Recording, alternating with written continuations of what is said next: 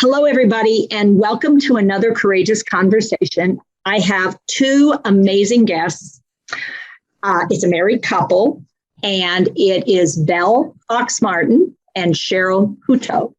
Hutto, yes. Hutto. Oh, I was so close and yet so far. So I am going to pause. I'm going to stop talking and say, tell us about yourselves and what you'd like people to know that is a courageous phenomena in the world of dementia. Okay. Here we are. We're here really today to talk about Benson's syndrome, which is a condition that Belle has. And this began to develop for Belle many years ago, about 15 years ago. And I remember at the time it was incorrectly diagnosed as Alzheimer's, which I think happens very, very often. And I had come back from a visit to my family, and Belle had said to me, Cheryl, let's go paddling. And I thought, paddling? Well, you really don't like to go paddling because it's such a massive effort getting the canoe on top of the car and then off at the pond and then paddling and then getting it all back home again. But I was delighted and we went. It was a beautiful fall afternoon and we got out on a rock and Belle said to me, Cheryl, I have something to tell you. She said, I have Alzheimer's. And I thought that part of me was going to slide off that rock into the bottom of the pond and probably stay there for good.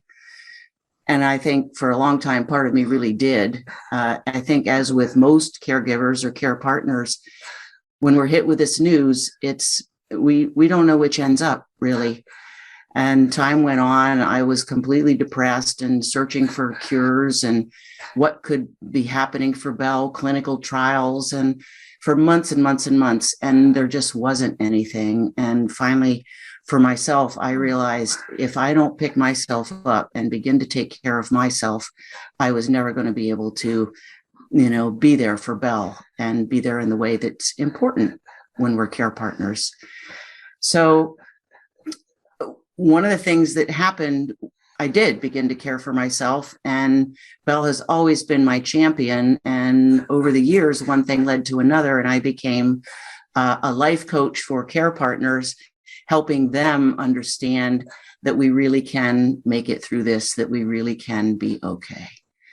And I deal a lot with helping care partners understand that they can have compassion for themselves and the importance of getting all the things that we know about drinking enough water, getting enough sleep and all that sort of thing, but we can't say it often enough. And so I'll say more in a few minutes, but I want to, Belle, at this point would like to talk about Benson's syndrome and her experience of it. Well, Benson syndrome is an odd duck as far as dementia goes. It's not as common as Lewy body or as Alzheimer's. And because of that, it was a long time before I got properly diagnosed. And the thing that I've discovered about Benson syndrome is that it affects the brain in little bit different ways than usual dementias. For me, I have an array of symptoms, and the top of the list is not memory loss. It's there, but what's at the top of my list are things like how my brain physically sees as different. I will see a shadow on the road, and in my brain, I see it as a solid object. So there are visual impairments, and then also I've developed a great sensitivity to sound or noise or any kind of stimulus being out in public. My brain has a hard time sorting it out, and so groups are hard for me, and processing information is hard for me. Reading has become very difficult for me. And because I've had this several years, there's been a progression in terms of my apathy. And so my world has gotten a lot smaller so that I can try to manage it. And Cheryl helps me a lot with that. And I'm also really fortunate in that I have a very good psychopharmacologist, and I have a therapist, and I have people who have helped me with behavior modification things to order my world in a better way.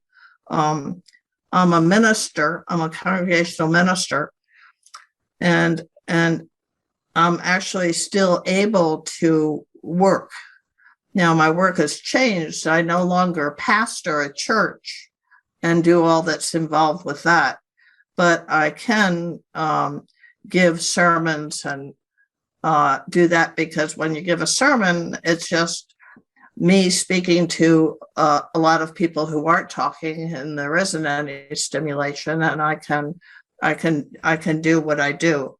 So I've been very, very fortunate in that respect. The one thing that has worked for me, and I think might work for other people with similar dementias, is that I ask myself every day, what do I have left to give? So I assess my abilities and my disabilities, and I try to engage the abilities that I do have. Sometimes I need help with it, and that's what keeps me hopeful and kind of going on. That's all I've got to say. All right. Well, I mean, wow. Okay. So do I get to ask some questions now? Sure. Cool. So first of all, wow, what an amazing couple, and what an amazing way to approach something you can't fix. Once you recognize we're not going to fix this, and there's not going to be a cure, and there's not going to be magic. And is clinical trials where Belle really wants to go, or is that something that I'm using to keep some kind of false hope alive, versus let's be where we are and let's move forward in the lives we've already chosen? Exactly. Yeah, exactly. Absolutely. Wow. So Cheryl, you've moved into this amazing role of life coach or care partners or care providers, depending on how they've moved into a role. Because, caregivers are people who want to give something, but care partners are people who really get the relationship piece. I'm supporting myself, and I'm supporting your life, you living your life, but it's your life. I'm supporting you, which is a little different than let me give you care because you need it kind of mode. Now, and you've actually turned that outward and offered it outward to people. So, wow, both of you are gifting people. I mean, part of where you get your fire and your passion and your survival is through gifting others. I mean, if you can gift and the gift is received, then keep going. You'll keep going. Absolutely. Yeah. And so, Belle, I'm really curious. You found out you had, quote, you thought at the time, Alzheimer's disease. And you arranged to share that with your partner in a very, very careful, cocooned way. So how did you come to that place of making that choice? Because you, as Cheryl shared, I bet it's all true too. Paddling is her thing. Going out on the water, absolutely, you love it, but it's her thing because it's a lot of work. Right. How did you get there to that place of, that's where I'm going to share this? That's where this is the place to share this. I think that I thought that it would be a place and a time that would kind of embrace us both. The being on the water and being in a beautiful spot and being out of our house and somewhere. Mm-hmm. I just thought it was a safe place. Wow. I mean, that speaks to your ministry work. I mean, even in your one-on-one relationship, there's a tremendous sense of ministry, of supporting the spirit of yourself, but also the spirit of your partner in something that's going to be really hard to hear and fairly devastating. Yeah. How did you hear the news? I had testing done, and so they you remember this, Charlotte? They told me that, my testing was very clearly off the wall, and the woman who told me, well, that was thoughtful, and boy, she sure provided a safe place for you to get the information. And the tester burst out into tears. What? That's right. Yeah, the tester burst out into tears. So I thought, oh, this isn't good. No. when your tester's careful, you're thinking, wow, this is really bad. Yeah. Right. And Belle had gone and booked herself into a memory test, and I hadn't gone with her. And I didn't, I knew there were issues, and she was missing appointments, and I'm like, well, what? And so that this was huge news for me on the pond. And I went with her a few days later to get the final results. And Belle's right. That director burst into tears. And I think part of it was because we were so young. Belle was diagnosed at 57, and the woman just couldn't contain herself. Yeah. I think unless you work a lot with younger onset dementias, it blows people's mind because their mindset is this is for old people. When they've lived through the wealth of their life and they've really achieved everything they want to achieve, and then it gets to this last state, and that's when you get your dementia. And it's like, no, that's not how this works, guys. So what's interesting is the term that you were presented with at some point was Benson syndrome. And just as Alzheimer's is named after Dr. Alzheimer, Benson's is named after Dr. Benson. But what they call it now, the equivalent now is posterior cortical atrophy. So it means one of the primary initial sites of problem, inflammation for a starting place, is your occipital. So vision was one of your very early areas of impact. Yeah. And I'm curious as to whether you had any of the symptoms I've heard other people talk about of not only did you have the coming and going of some of those visual shadowy things, shape weirdness, not being able to figure out what an object is, even though you're looking right at it, if it's in a drawer, not being able to look at the handle and know what would be on the end of the handle. Or did that not, like the difference between a knife handle and a fork handle? I didn't have that with objects, but I did have it with words, saying a word on a printed page. Okay. And not being able to, a simple word, and not being able to identify it. Okay, yeah. How about, did you ever have any headaches or maybe it's not quite migraines, but people have a hard time describing it, but it's almost like you feel incapacitated by the amount of visual something that's going on. And it's almost like a headache, but it's not, but it is. No. Okay. Because I've had several people describe, it feels like almost a throbbing in my brain, but it's not like a real headache, but it's just like, I want this to stop. I need this to stop. And, but when they closed their eyes, they couldn't necessarily get it to quit. Yeah. How often do you find that people moving a lot or moving things becomes uncomfortable for you? Oh, all the time. All the time. Okay. Yeah. I mean, I don't go out much. I don't Okay. go to the store. Uh-huh. What about going out on the pond or in nature? Is it the same or is it different? I don't do that either. Okay, so it's similar. It's sort of over anything moving is sort of gets to be overwhelming to your, yeah. Being in the car with things going by. Oh boy, yeah, that's got to be a tough one. That's really rough. Have you ever tried glasses with blinders? No, I do. When I go in the car, we're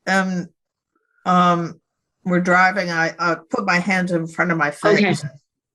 Okay. So I don't have that. So you're not having that experience. Yeah, well, yeah. Now I noticed that you're still, because you were using some prompting reminders. What helps you? Is it larger print? Is it, how do you do your, because sometimes when I'm sure you're doing sermons, you want to prompt yourself with words. How do you do that for yourself? You got me curious. I do larger print, and okay. Some color coding. Oh. But larger print mostly. And how are you at writing what you want to say? Or does Cheryl do some support on that now?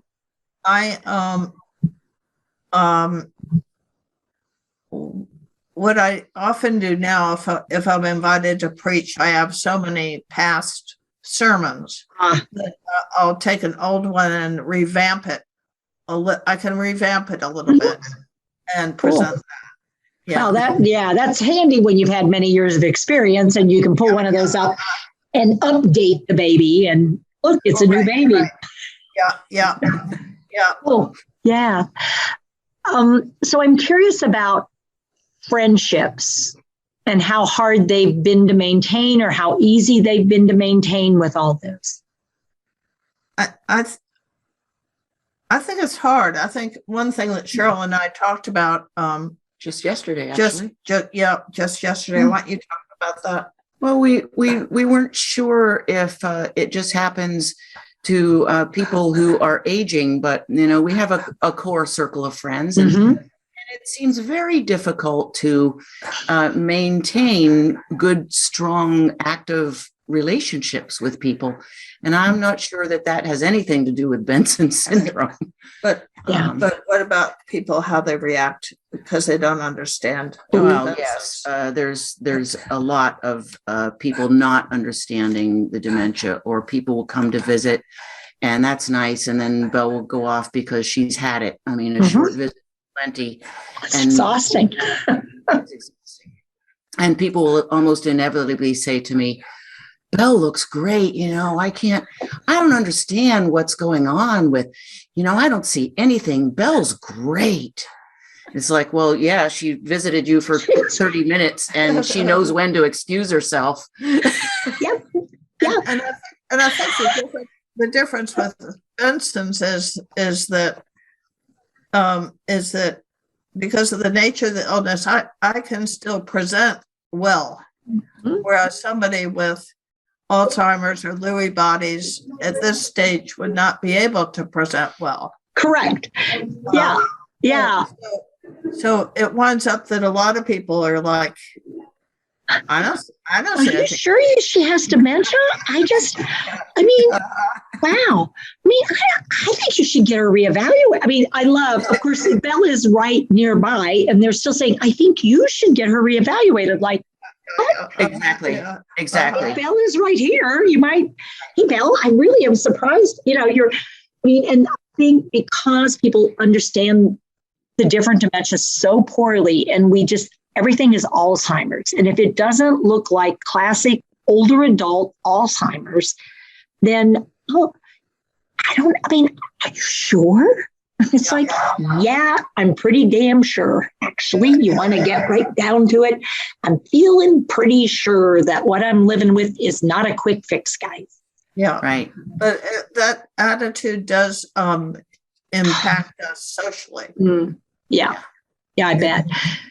So some of the things people like to do together often is eat meals together and talk, and go out places and eat meals together and talk, and go to a concert and talk, and and go out and have a drink and talk. So people like to put together events, and rather than recognizing, okay, here's an event, it's a small bite, and it would be successful. How about we do that thing? Yeah. Right. And how about, I mean, we've actually gotten to the point that whenever we do socialize, it really happens in our house. Okay. So you can control.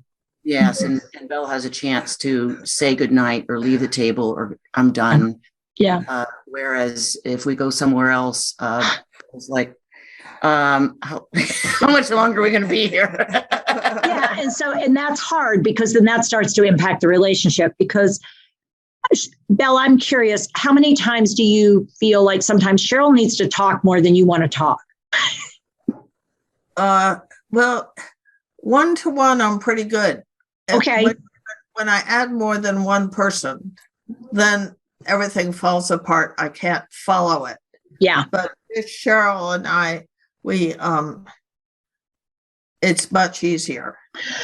So that's really important, I think, because what it means is then it takes extra work on your part to recognize Cheryl needs time where she can do that multimodal talking, but you need not to do that much. And so creating this way in which you can both get what you like and need, and yet not be antisocial, because it's not like you don't want to engage. It's just the degree to which you can. Right. Exactly. Yeah. Belle has been just wonderful about insisting that I get away, that I go visit family, that I take a vacation. And people are shocked when they hear this, because so many people's loved ones don't want them, like, don't you dare leave me. Leave me. And Belle always says to me, Cheryl, you have to have a life. Please go. Yeah. You guys are pretty remarkable. And I mean, because I work with a lot of partnerships, and I know you do too, that ability to do that, Belle, do you ever feel that slipping from you? It's harder than it used to be to say those words, or it will always be that way, do you think? Because that's just part of who you are. I think it'll always be that way. And when Cheryl does go somewhere, we always arrange for somebody to come and be in the house. Yeah. And as long as we figure out that piece of it, then it's good.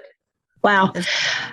I mean, if you ever do a session where you guys do a session to talk about how you develop that ability, because I've got to tell you, it's one of the biggest mistakes that I watch care partners and people living with whatever form of dementia make, is not getting themselves to be comfortable with that transition of recognizing self versus partners versus other, and recognizing the vital nature of respecting self, but respecting other, and knowing that, you may be soulmates, but even soulmates need space to have a soul. Yeah. And how you got there would be a really, I think, important experience if you could ever put it in words, how you did that, because it's a huge challenge for many people, and couples particularly, to get to that space and place of personhood, relationship.